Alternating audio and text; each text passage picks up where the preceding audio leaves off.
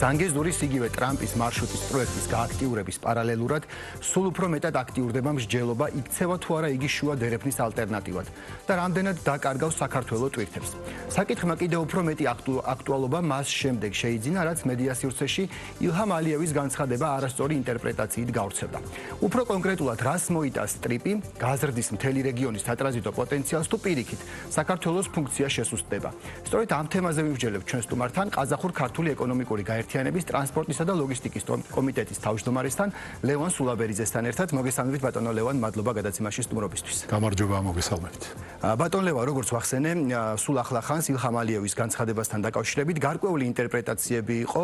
როგორც მე ვნახე, ალიევმა განაცხადა, რომ საქართველოზე გამავალი მარშრუტის პარალელურად გაჩნდება უახლოეს წლებში კიდევ ერთი მარშრუტი, საუბარი იყო ზანგეზურის დერეფანზე და ეს იქნება დამატებითი შესაძლებლობა რეგიონისთვის. თუმცა იყო გარკვეული განცხადებები და ისე გავრცელდა ეს ინფორმაცია, თითქოს ალიევი აცხადებდა, რომ ტვირთები, რომელიც დღეს საქართველოზე გადის, პირდაპირ გადაინაცვლებდა ამ მარშრუტზე. როგორია თქვენი პოზიცია, თქვენი მოლოდინები, რამდენად უნდა ველოდოთ, რომ ზანგეზურის დერეფანის ამოქმედების შემდგომ ჩვენ დავკარგავთ ტვირთებს, რა ტიპის ტვირთებზია საუბარი და გადაინაცვლებს იგი ზანგეზურის დერეფანში.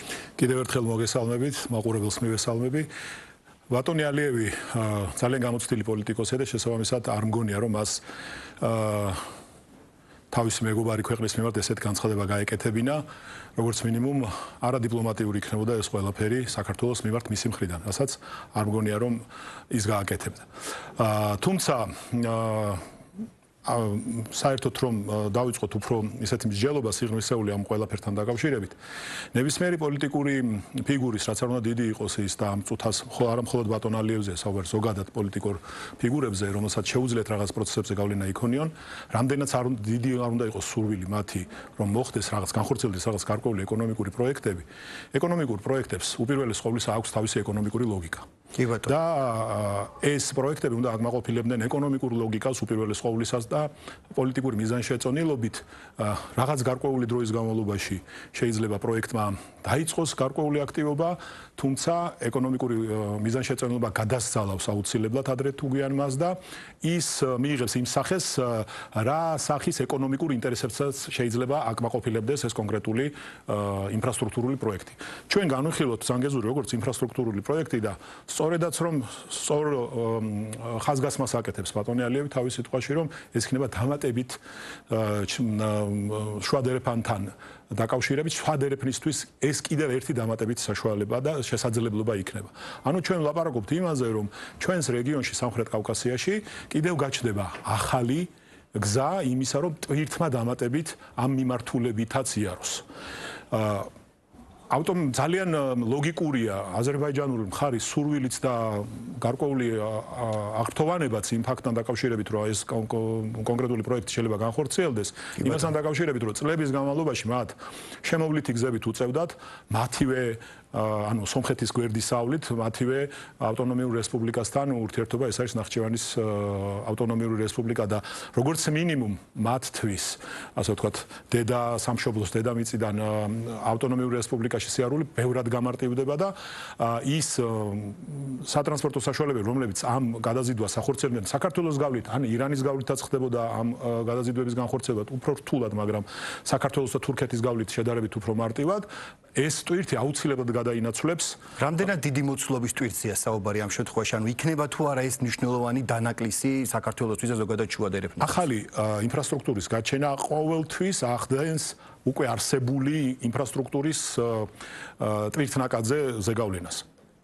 ამ წუთას ციფრებით აპელირება ცოტა არ მიმაჩნია მიზანშეწონილად, თუმცა არ ამგონია, რომ ქართული ეკონომიკის ან თუნდაც ქართული შემოსავლების რაღაც დიდი საბაზისო შემოსავლებისთვის ეს რაღაც საბაზისო დარტყმა იქნება. იქნება დანაკლისი, თუმცა ეს ამას არ უნდა კონდეს მნიშვნელოვანი გავლენა ჩვენს შემოსავლებზე ამ ნაწილში. ასევე გადაინაცვლებს გარკვეულწილად თურქული და აზერბაიჯანული ვაჭრობის, თურქული და შუააზიური ვაჭრობის სავაჭრო გზები და გადაზიდვები საავტომობილო ტრანსპორტის მეშვეობით. თუმცა აქაც ირთვება გარკვეული მიზანშეწონილობის ნაწილი, იმიტომ რომ ჩვენ ვიცით რომ რეგიონი არის ძალიან მაღალმთიანი, მე მაგალითად მიმოგზაურია იმ რეგიონში, რაზედაც არის საუბარი, ხდა ბევრ ჩვენს მოქალაქესაც უმოგზაურია და მაღალმთიანი რეგიონია, საკმაოდ რთული რელიეფია და არ მგონია რომ ესე მასიურად თურქმა მძღოლებმა რომლებიც დომინანტები არიან საავტომობილო გადაზიდვებში ჩვენს რეგიონში დამეთანხმებით ასე ერთხმად უპირატესობა მიანიჭონ იმ რთულ გზას და ჩვენი საავტომობილო გზებით რომელიც ბევრად უკეთესია, სარგებლობა მიატოვონ. კი ბატონო, საავტომობილო გზებზე რადგან ვსაუბრობთ, ასევე იყო ერთი კვლევა, სადაც საუბარია იმაზე, რომ საქართველოსთვის ქვეშეთი კობის მონაკვეთს ფაქტიურად ფუნქცია აქვს დაკარგული, გამომდინარე იქიდან, რომ აქ როგორც ამ კვლევაში იყო გაჟღერებული, სომხეთიდან, ასე ვთქვათ, მიმავალი ტვირთები რუსეთისკენ საქართველოს ნაცვლად გაივლის აზერბაიჯანის საზღვარს. და აქ ძირითადად საუბარი იყო ხორბლის ტრანზიტზე.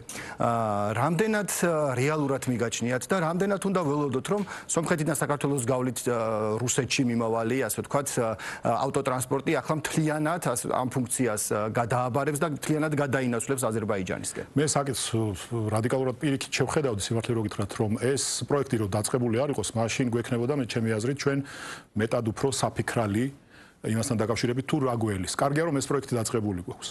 თუმცა თუ კონკრეტულად დაწყებული გვაქვს და აი ამ პროექტით ჩვენ შეიძლება დავაზღვიოთ ის რისკები, რაზეც თქვენ ახლა საუბრობთ. თუმცა თუ აი დავიწყებთ საუბარს კონკრეტულად ხორბლის ლოჯისტიკაზე, ხორბლის ლოჯისტიკა წლების უკან ხორცელდებოდა, რუსეთიდან სომხეთის მომარაგება ხორცელდებოდა შავი ზღვის მეშვეობით, შავი ზღვის რუსეთის ნავსადგურებიდან ხორბალი შემოდიოდა ქართულ ნავსადგურებს, შემდეგ ეს იტვირთებოდა ვაგონებში და ისე სარკინიგზო ტრანსპორტით მიდიოდა სომხეთისკენ საბოლოო დანიშნულებით. საავტომობილო გადაზიდვების სპეციფიკამ და სიმარტივემ და სიიაფემ შეიძლება ითქვას ცოტა ჟარგონულად მოკლა ეს სარკინიგზო გადაზიდვები ჩვენი ნავსადგურებიდან სომხეთის დანიშნულებით და სრულად წაიღო თავის მხრივ. ეხლა იმ პირობებში, როცა ხშირად ამ ტრაილერებს, რომლებიც ხორბალს ეზიდებიან და მძღოლებს ბუნებრივი პირობებიდან გამომდინარე ჯვრის უღელტეხილის გადაკვეთისთვის სჭირდებათ ზამთარში, არ ვიცი, ხან ერთი კვირა, ხან ორი კვირა და ამას ჩვენ ვერაფერს უხერხებთ, იმიტომ რომ ობიექტურად პირობები, ბუნებრივი პირობები ესეთია და ეს პრობლემა მოიხსნება ამ გვირაბების მეშვეობით. ჩემი აზრით ეს პირიქით ხელშემწყობი პირობა უნდა გახდეს იმისა, რომ როგორც მინიმუმ ეს ტვირთი, რაც დღეს მოძრაობს სომხეთსა და რუსეთს შორის, ჩვენთვის როგორც ტრანზიტული ტვირთი არ დაიკარგოს. კიდევ ერთხელ ვიმეორებ, ჩემი აზრით უფრო მეტად საფიქრალი გვექნებოდა, რომ ეს პროექტი დაწყებული არ იყოს. თავარია ის დროზე განხორციელდეს. ჩემი აზრით ამოცანა ახლა ამაში უნდა მდგომარეობდეს უფრო. კი ბატონო, ზანგეზურს და ტრამპის დერეფანს რომ დაუბრუნდეთ, ასე ვთქვათ, მე მინდა კითხოთ ვადებთან დაკავშირებით. ეს ჩვენი ქვეყნისთვის მნიშვნელოვანია და ზოგადად შუა დერეფნისთვის, თუ როდის ამოქმედდება ეს ზანგეზურის დერეფანი და აქ გაჟღერდა ორი ინფორმაცია. აზერბაიჯანიელის რომ 2028 წელს მოხერხდება ეს ყველაფერი, თურქებს აქვს მოლოდინი რომ 2030 წლისთვის იქნება შესაძლებელი. თქვენ ამდენად ელით რომ ამ ვადებში შესაძლებელი იქნება სრულფასოვანი ამოქმედება დერეფნის. ჩემი აზრით თურქები უფრო ობიექტურად და ადეკვატურად აფასებენ სიტუაციას. კიდევ ერთხელ ვამბობ რომ სატრანსპორტო ნაკადები არ არის მხოლოდ ავტომობილი, თუ რკინიგზა, თუ ასე შემდეგ. თუ დიფერენციაციას გავაკეთებთ, შეიძლება საავტომობილო ნაწილში რაღაც გადაწყვეტები შედარებით ადვილად და ნაკლები დანახარჯებით და შედარებით დროის მოკლე მონაკვეთში მოხერხდეს. თორემ იმ გეგმების განხორციელება, რაზეც გაცხადებულად ვიცით, რომ სარკინიგზო მიმოსვლა უნდა არათუ განახლდეს, არამედ უნდა ახალი წაშენდეს გარკვეულწილად. ჩემი აზრით, თუ 30 წელს იქნა, ძალიან მისასალმებელი იქნება. თუმცა ხო ვამბობ, აი ძალიან დიდი სურვილის შემთხვევაში საავტომობილო გადაზიდვება შეიძლება რაღაც აქტივობა მაგ პერიოდისთვის დაიწყოს. არა უფრო ადრე. ჩვენ გვაქვს გარკვეული კონკურენტული უპირატესობა, ეს უპირატესობა ჩვენ 35 წლის განმავლობაში ჰქონდათ, რაც გამოწვეული იყო იმით, რომ ეს კონფლიქტი არსებობდა და ეს კონფლიქტი განაპირობებდა გარკვეულ რეალობას ჩვენს რეგიონში. და ჩვენ შეგვეძლო მეტად აქტიურები ყოფილიყავით და მეტად დიდი ინფრასტრუქტურა შეგვექნა და უკეთესი რომ უფრო მეტად ალტერნატივები გამختარიყავით. ეხლა შევედით, ასე ვთქვათ, კონკურენტულ გარემოში და ჩვენ ზუსტად გვჭირდება ის, რომ მეტად კონკურენტული გარემო შევუქმნათ უკვე ტრანსპორტს, ავტოტრანსპორტსაც, რკინიგზასაც, კონტეინერებსაც და ასე შემდეგ და გავამარტივოთ ჩვენი პროცედურები, უფრო გამჭვირვალე გავხადოთ საზღვრისკვეთის პროცედურები, გავამარტივოთ, რაც მთავარია, რომ მძღოლს, ტვირთფლობელს უხაროდეს ჩვენს დერეფანში ჩვენი ტერიტორიის გავლით სიარული. კი ბატონო, აი საქართველოს როგორც საქართველოსთან დაკავშირებით, როდესაც კონკურენციაზე საუბრობენ ზანგეზურთან მიმართებაში, ხშირად ეს კონკურენტული უპირატესობა ერთ-ერთი მნიშვნელოვანი, რაც არის საზღვაო და საპორტო ინფრასტრუქტურა, რომელიც ჩვენ გაგვაჩნია, მხედველობის მიღმა რჩება ხოლმე. რეალურად, რამდენად დიდია ეს უპირატესობა ჩვენთვის, რა შესაძლებლობებს გვაძლევს და ასევე, რაც ყველაზე მნიშვნელოვანია, რა ნაბიჯები უნდა გადავდგათ იმისათვის, რომ ერთის მხრივ ანაკლიის სპორტი მალე აშენდეს და მეორეს მხრივ ფოთისპორტის გამტარუნარიანობა კიდევ უფრო მეტად გაიზარდოს. ნაბიჯები ძალიან მარტივია, ანაკლია უნდა აშენდეს და ფოთისპორტს უნდა მიეცეს განვითარების საშუალება და სწორედ აქ უშვებთ ყველაზე დიდ შეცდომას, როცა ჩვენ არ მივდივართ რაღაც გარკვეული მწყობრი ნაბიჯებით და გარკვეული სტრატეგიით ნავსადგურების განვითარებასთან დაკავშირებით. რთულია რაიმე რადიკალურ განვითარებაზე და რადიკალურ ზრდაზე ტვირთბრუნვისა, მანქანებით ვერ გადაზიდავ იმ ტვირთს, რაც შეიძლება გადაიზიდოს იმ მოცულობის ტვირთს და იმ რაოდენობის, რაც შეიძლება გადაიზიდოს რკინიგზით და სარკინიგზო ტრანსპორტით.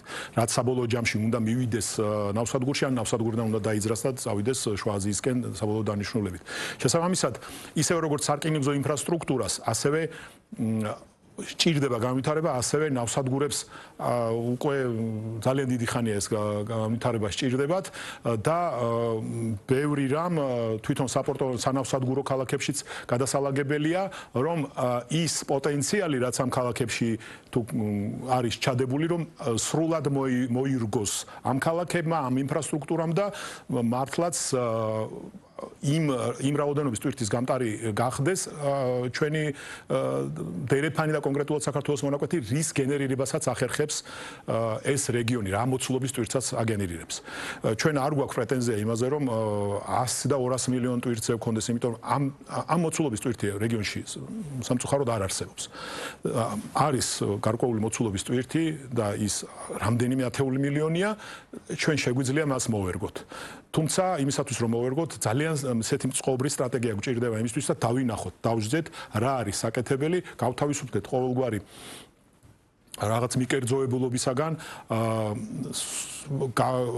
სწორად დავინახოთ რა ინფრასტრუქტურას ანაკლიაში რისი გაკეთება ჯობია, ფოთში რისი განვითარება არის საჭირო, ბათუმს რა ფუნქცია უნდა გქონდეს თუ გაუჩნდეს ახალი თუ რაღაცები გადანაცვლდეს და ამის შემდეგ ესე ძალიან ესეთ ინტენსიურად შეუდგეთ საქმის კეთებას და ამ წყობრი სტრატეგიის პირობებში მე მგონი ინვესტორებიც უფრო მეტად გააქტიურდებიან და როცა დაინახებენ რომ ჩვენ გვაქვს რაღაც გარკვეული ჩვენი ხედვა, არ არსებობს რომ თანამოაზრეები არ გამოგვიჩნდნენ, რომლებიც იქნებიან მზად ამაში ფულიც დახარჯონ. კი ბატონო, მე მინდა გკითხოთ სატარიფო პოლიტიკასთან დაკავშირებით. ჩვენ წლების განმავლობაში გვესმოდა და პრინციპში ნაბიჯების იგმეოდა, რომ შუა დერეფანში ერთიანი სატარიფო პოლიტიკა ყოფილიყო. თუმცა ჯერ რამდენადაც მე მაქვს ინფორმაცია აქამდე არ მივსულვართ და გარდა ამისა, გარკვეულწილად ჩვენ ვხედავთ, რომ საქართველოს სატარიფო პოლიტიკა გადაიხედა ზრდის მიმართულებით.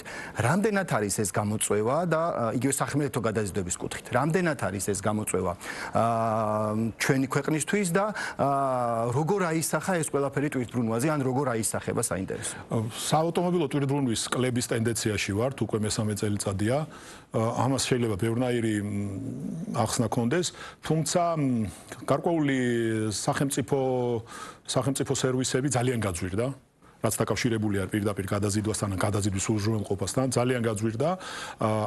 ეხლა ალტერნატივები არ არსებობს გარკვეული თვალსაზრისით და ეს ტვირთი დადის და იმოძრავებს მანამ სანამ არსებობს ის პოლიტიკური რეალობა, რაც არის დაკავშირებული რუსეთთან. და ალტერნატივების გაჩენის შემთხვევაში ყველა დაიწყებს EAP მომსახურების EAP სერვისების ზრდას. არ შეიძლება სერვისი ძვირდებოდეს 3.5-ჯერ 300 და 400%-ით. მხოლოდ იმის გამო, რომ არსებობს ეგეთი რეალობა. ალბათ ეს იმაზე გათვლილი, რომ რეალობა როცა შეიძლება ეს სერვისი გაიაფთება, მაგრამ არ ვიცი ყოველ შემთხვევაში დღეს ეს რეალობა გვაქვს. რაც შეეხება სატარიფო პოლიტიკას, ერთიან სატარიფო პოლიტიკას უკვე სარკინიგზო ნაწილში და დერეფნის ნაწილში სხვათა შორის საკმაოდ სასიამოვნოდ გაკვირვებულები ვიყავით, როცა აი სულ რაღაც კვირის დასაწყისში რაღაც შეცვლილი და უფრო ისეთი მისაღები სატარიფო განაკვეთები მივიღეთ სარკინიგზო გადაზიდვებთან დაკავშირებით თლიანად დერეფანში. ეს სიმართლე გითხრათ სასიამოვნო იყო, რასაც ქვია მთლიანად დერეფანი საქართველო, აზერბაიჯანი, კასპიის ზღვა, შუა აზიის, კონკრეტულად ყაზახეთის რკინიგზების ესეთი კონსოლიდირებული ტარიფი. საინტერესო სანახავი იყო, იმიტომ რომ გვესეონა, იმიტომ რომ ცოტა გაიაფთა. კი ბატონო, აი სწორედ დასასრულისკენ მივიდივარ და მე მინდა გკითხოთ ამ კონსოლიდაციას და ზოგადად დერეფნის მონაწილე ქვეყნების ნაბიჯებზე და იმ შეთანხმებებზე, რომლებიც აქამდე იქნა მიღწეული და რაც დაგეგმილია. რამდენად აქტიურია კომუნიკაცია? იგივე როდესაც ჩვენ აზერბაიჯანს ცალკე გამოვყოფთ, ხოლმე გვავიწყდება თითქოს რომ იგი შუა დერეფნის ერთ-ერთი მთავარი მონაწილეა და მის ინტერესში იყო სწორედ ამ დერეფნის განვითარება და საკმაოდ თანხებიც დახარჯა. დღეს როგორია ეს კომუნიკაცია? რამდენად აქტიურად მიმდინარეობს ერთობლივად მსჯელობა და მუშაობა იმაზე, რომ ლოგისტიკური კუთხით გაუმჯობესდეს სიტუაცია, თვითბრუნვა გაიზარდოს და ის შესაძლებლობა, რაზეც ჩვენ ხშირად ვსაუბრობთ, რეალურად იქნას ათვისებული და იგივე წლევანდელი მოლოდინები როგორია ამ კუთხით? აზერბაიჯანში ყოველთვის იყო და არის ამის აღქმა და უდიდეს ძალისხმევას იღებენ იმისათვის, რომ ამ დერეფანმა მართლაც კარგად იმუშაოს. ტრადიციულად არაჩვეულებრივი და ძალიან კარგი ურთიერთობები იყო და არის საქართველოს რკინიგზასა და აზერბაიჯანის რკინიგზას შორის და გამიკვირდება რომ სხვანაირად იყოს, იმიტომ რომ ორი სახელმწიფო ერთი გზა, ესე ადრე ესე ამბობდნენ, ორი სახელმწიფო ერთი გზა. ცოტა ესეთი სპეციფიკური სარკინიგზო ენით რო ვთქვათ და თუ არა ეს მჭიდროვესი თანამშრომლობა ის შედეგიც კი რომელიც არსებობს იმ შედეგების მიღწევად შეუძლებელი იქნებოდა. შესაბამისად მათი ხედვა სწორედ ამ მიმართულებითაა ძალიან საინტერესო რომ შუა დერეფანი მათთვის პრიორიტეტია. სხვათა შორის ძალიან მნიშვნელოვანია იმ სტატისტიკის ნახვა თუ როგორ აქტიურად არის ბაქო ჩართული სარკინიგზო გადაზიდვებში ჩინეთიდან მომავალ ტვირთზე და რამდენად დიდი პროცენტი აქვს სარკინიგზო გადაზიდვების თელ მასაში ბაქო, ჩინეთი აზერბაიჯანის ვაჭრობას. ძალიან აქტიურად და ძალიან სასარგებლოდ, თავის და სასარგებლოდ, რა თქმა უნდა, თავის ქვეყნის სასარგებლოდ მუშაობენ ვაჭრობის თვალსაზრისით და შესაბამისად ეს შემდეგ სარკინიგზო გადაზიდვებზე აისახება. მე იმედი მაქვს წელს უკვე მოხერხდება რაღაც გარკვეული ბიუროკრატიული რაღაც ბარიერების დაძლევა, რომელიც აქამდე არსებობდა როგორც ჩანს და მიღებული იქნება უკვე ის ესეთი ერთობლივი კომპანია შექმნილია მათთვის ოპერატორი, რომელმაც უნდა გასცეს ეს ერთობლივი კონსოლიდირებული ტარიფი, რომელიც იქნება საერთო ყველა მოთამაშისთვის, მთელი დერეფნისთვის და მისი სარგებლობა შეეძლება ყველას.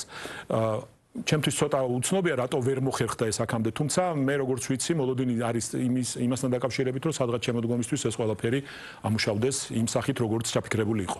ძალიან დიდი მადლობა ბატონ ლევან გადაცემაში სტუმრობისთვის. მაყურებელს შევახსენებ, ლევან სულაბერიძე, ყაზახურ-ქართული ეკონომიკური გაერთიანების ტრანსპორტისა და ლოგისტიკის კომიტეტის თავმჯდომარე იყო ჩვენი სტუმარი.